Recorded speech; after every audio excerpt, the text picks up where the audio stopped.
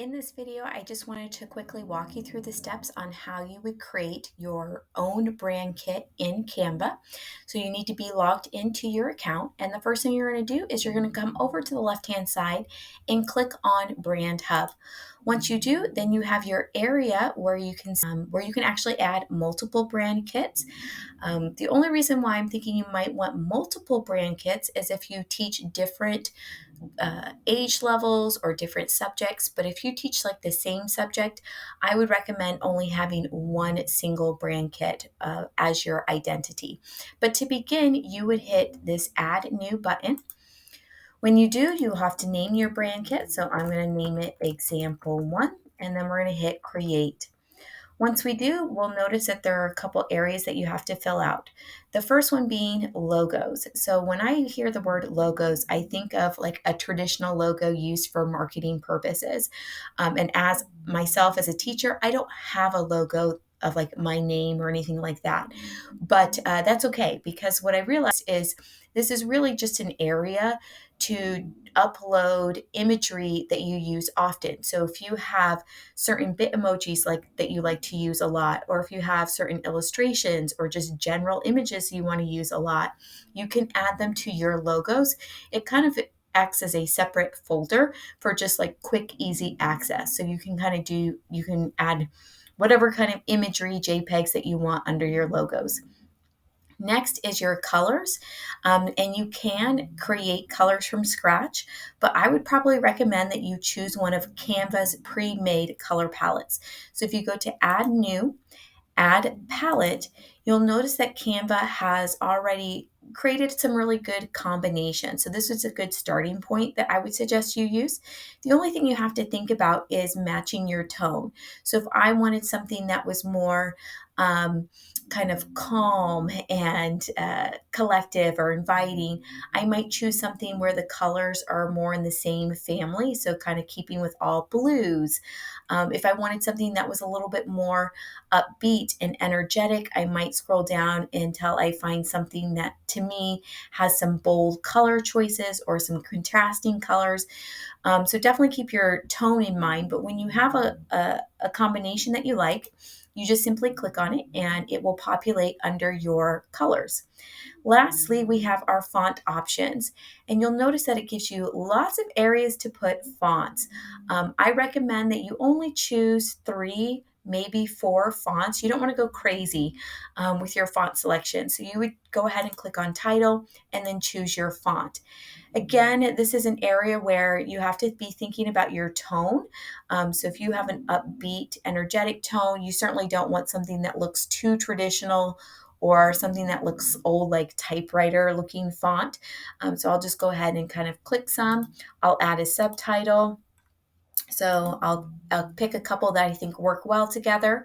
I'll choose a body font. And so, of course, here I want something that is easy to read. So I'll choose an Arial, and then a fun font. Again, a fun font should be something that you use sporadically, but definitely kind of drives your tone. So if I'm going upbeat and energetic, I'll choose something like, Hey, gotcha. Once that's done, everything is saved in your Example 1 brand kit. So now you're ready to begin. You can certainly design from scratch if you want to just start with something new, but I would definitely recommend probably from a template. We're going to begin working from a template. So I'm going to go to create a design, and then I can search for the type of, what I'm looking for in terms of resources, but I'm going to just click on class announcement. So now what I'll have is all my template options, which are always fun to scroll through. But you have to think about your brand kit. So you have to think tone. What is my tone, and does it match? So as I'm scrolling through, if I wanted something upbeat and energetic, is this going to give me that same tonal look?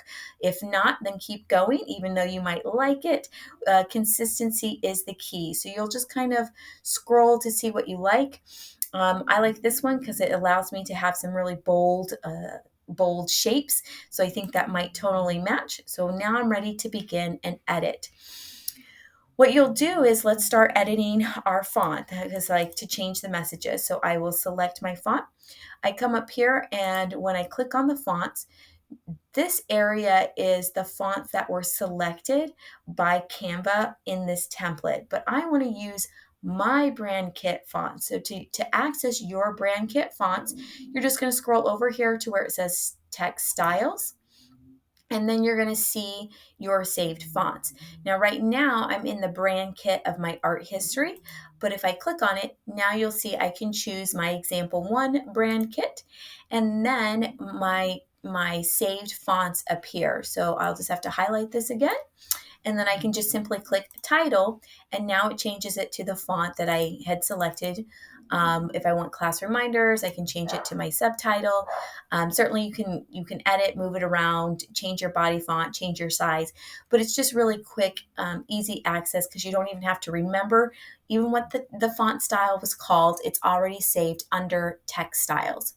When it comes to the shapes and the colors, I'm going to go ahead and you can change the colors to match your brand kit. So for instance, if I click on this red box that was created, up here allows me to edit my color. So when I click on the red, notice that automatically your color palette will appear.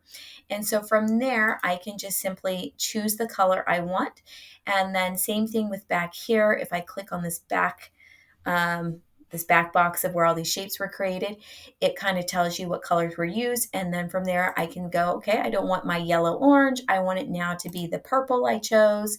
So it changes everything that was yellow orange to that purple. I'll change my blue to this green, and then this blue to the light purple. So it's a really easy way to incorporate your color since they're already nice and handy.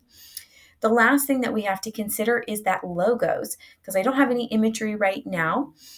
So if I look over here on the sidebar, typically, if you don't use Canva a lot, you're typically just going to see the basics and you're not going to see your logos right away. You actually have to come over here to apps. And when you click on apps, and you scroll down, you're going to see that Canva has the apps that you can add to your sidebar. And one of them is logos. So if I were to click on logos, it shows me that this is my example 1 brand kit. And right now I have 0 things in here. But once I've clicked on it, it is going to pop up on your sidebar here. So then it will be always easy access. And then you can simply just click and drag it to your template.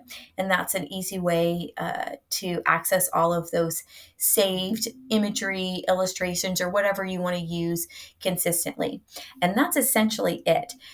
What I found to be helpful is I tend to find 2 to 3 templates that I really like.